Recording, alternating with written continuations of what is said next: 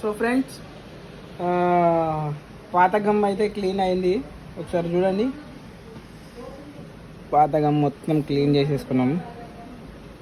కొంచెం దీంతో కొంచెం హీట్ చేసుకుంటే ఇక్కడ కొంచెం కొంచెం ఉన్నది కూడా వెళ్ళిపోతుంది.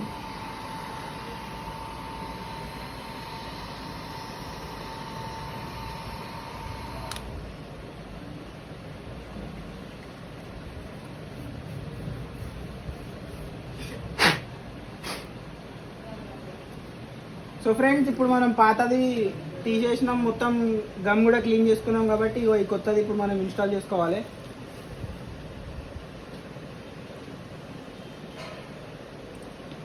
చాలా జాగ్రత్తగా చేసుకోవాలి ఫ్రెండ్స్.